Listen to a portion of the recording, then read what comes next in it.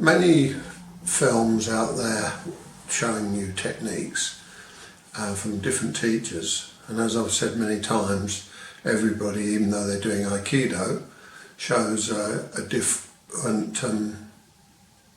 Aikido. The techniques are the same, but their body postures, their mannerisms, the way they talk about techniques, we all vary in how we sit. So I'd like to do a little bit of an analogy, really. I like analogies. Those of us who drive on the motorways, let's say we're all going the same way as hundreds of thousands of other people, and as we're going on the same motorway, even though the same motorway, cars, vans, buses, all these motor vehicles going, a majority of them at the weekends will be going to the same place or same area, and perhaps on holiday or a set venue. In the cars, if there's several people, they'll be talking about where they're going, what they're looking forward to. And out of those thousands of people going all in the same direction, there may be hundreds, there could be thousands going, let's say, to the sea resorts, and they'll be located in different areas, but they're all going for one thing, and that's they're going for a break, and they're going to their chosen specific county in the country. But the conversations may be similar, but they won't be the same. And to me, that's really how Aikido in daily life is. The techniques are all the same that we know, and it doesn't matter what style you do of Aikido. And let's face it, there's more styles out there now than, I don't think they have names. They mainly come under flowing, Shotokan, going karate now. Iwama, as you know, I'm an Iwama practitioner. Hombu style, Tamiki style, Yoshinkan style, and all the various names that you'll see people choose for their clubs, their organisations, and they've all got little tweaks, but they're all going in the same direction, aren't they? They're all doing Aikido. Many people tell me I'm wrong in the way I'm thinking about my Aikido. It's because their way of thinking is totally different. But if you ask them what is a Shomanuchi immobilisation first technique, they'll all say Ikkyo. 4-directional throw or 4-directional cut, they'll all say Shihan. So you see, the forms and the techniques are the same. We just talk about them differently. And one of the big criteria I'd like to talk about is we must, as individuals, be individuals. I spent far too long trying to copy exactly what Saito Sensei was doing. Is this a fault? Perhaps it is, perhaps it's not.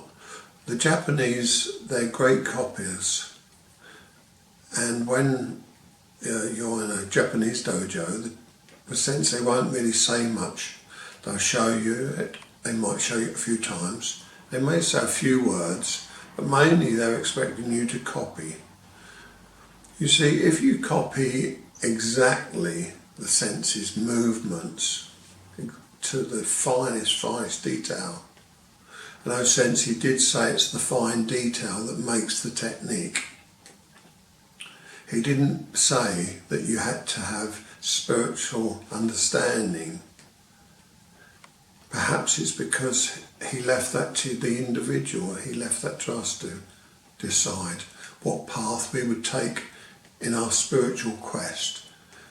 Some of you may be religious, I never get to talk to really people about their religion, and most of the people I've met, they don't really have a religion now. They don't like to seem to mix it with Aikido. Meditation's coming up a lot more nowadays, and it appears that we're going more towards the meditative state to understand Aikido, but I think it's more to do with understanding ourselves. So let me backtrack a little. We're all on the motorway, we're all going the same way, but we're talking about different aspects, different things. And that's what I want you to consider in your Aikido. Copy, try to be exact, but work out, are you happy with that? Most of you won't be happy because you'll be trying to perfect what you see the teacher do, the person better than you. You'll be trying to mimic them and be like them. And that's really the Japanese way of teaching. But when you come off the mat, you start to have time to think, you, the individual, like in my case, Tony. I go off the tatami and I start thinking about my practice. Was it good? Was it bad? And I start to look for ideas. Sometimes we grasp at things. There's many things in Aikido that you have to add to make it work for you that you might not be realising. You might all be going the same way, down the same motorway, by doing the same techniques. But something is not working for you, and for that you need to find out what you, the human being, the individual, is doing wrong. Many times you're trying too hard. By trying too hard, that means you're using strength. You're using the word want. You want to do it, perhaps too much. Trying too hard. If you don't try at all, will it work? Well, you can't afford to take that chance, can you? But my Aikido developed more when I started looking at what I wasn't doing rather than what I was doing. So you have to start thinking, well, if I enter strongly towards the person, that's me being forceful in the technique, in the attack. It's me being forceful. So how can I go forward and not be forceful? It depends on your attitude. If you take the want out of it and you just do the action, you're not sending out a wave to the other person that you want to do it, you want to come in. Perhaps by them being difficult on an Ikkyo to go all the way down, may be an inbuilt desire for them to survive because you sent a message out that you wanted to achieve that Ikkyo. If you didn't send the message out, but you just done the action would be empty of thought. And I find that this works better. You can escape a technique if you're open to sensing and finding and searching than if you know the technique technically and it's like A, B, C and you're driven in that direction to perform it and perfect it. And this is why you get stuck, this is why you get blocks. And this is why uke, if they wish to resist, they can. Many schools, they tell you not to resist and to flow with it. So those people will never find out if there was going to be a block, because the ukes are agreeing to blend and help Nage out to perform the technique to their best ability. So they don't really, on the plus side, they don't really need want. But being a human being, want is more likely a natural ingredient that's in the person's mind without them even thinking aggressively. So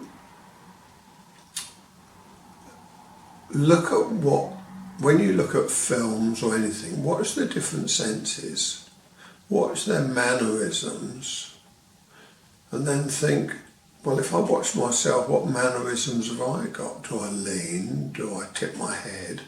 Do I sort of look the other way when I temmie the person's face? Do I not look at them?